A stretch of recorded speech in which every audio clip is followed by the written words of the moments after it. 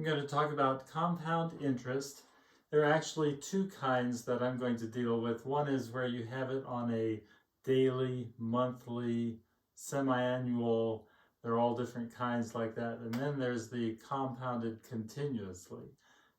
Two different formulas. I'll show you why they work.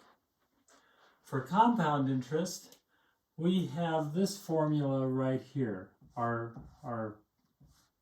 what I'm calling P of t, basically the principal that as it grows, depending on the amount of time, is going to equal the initial investment amount, P0, times 1 plus the interest rate, R, divided by n, the number of compounding periods, and that's going to be taken to the nt power. So finally my variable for this, which is t, shows up in the exponent.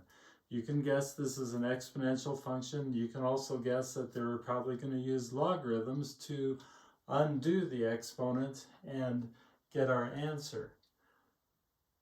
P0, the initial investment, let's suppose you are going to the bank and you are saying, I have $4,000 in my pocket and I want it to make some money. And the safest thing I know of is to go to the bank. Well, as you can imagine, the safest thing is also the thing with the smallest interest rate.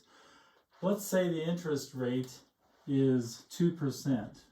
R is 2%, which is equal to 0.02. And let's suppose this is compounded monthly. That means you're going to have 12 compounding periods in a year. So here, n would equal 12. And if I want to know what I'm going to make at the end of, say, 5 years, t is going to equal 5. I think I have everything that I need. Oh, P0, I think I told you I'm setting that equal to $4,000. So I think I have everything I need now to set this up. My P after 5 years is going to equal my initial amount, P0. I'm just going to draw an arrow like that, times 1 plus my interest rate is 0.02. I'm going to be dividing that by 12, and then I'm going to take that to the 5, well, so I've got 12 compounding periods, 12 times 5. That's going to be 60. If you've ever figured out for 5 years, if you're making monthly payments on something, you figure, boy, I've got to make 60 of those payments. And that's true. So now let's go ahead and figure out what P5 is. That's going to equal 4,000 times 1 plus 0.02 divided by 12. Let's see, I figured that out. I know what my final answer is. I think this is 0.0167. It just goes 6666. And I'm going to take that to the 60th power.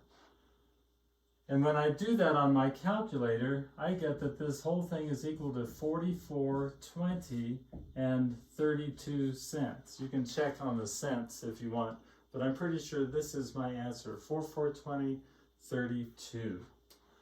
I'm going to write that off to the top here because there is another way of compounding interest, and that's to do it continuously. And this is what your book talks about.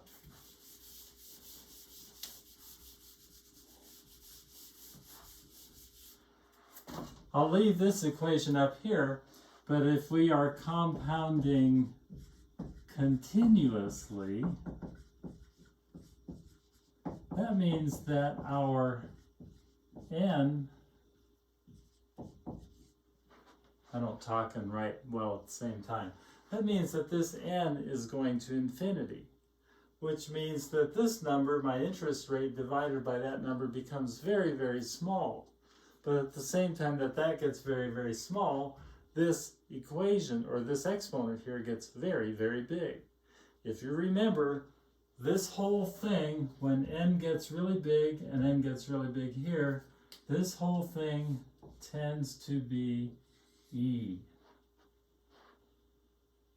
And so my new, for compounding continuously, my principal of my p of t is equal to p0 times e to the rt.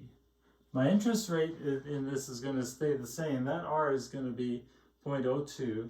My t is going to stay the same. It's going to be, in this case, 5 years. And when I do this, now I'm pulling in my numbers from the last time. That's going to be 4,000 times e to the 0.02 times 5.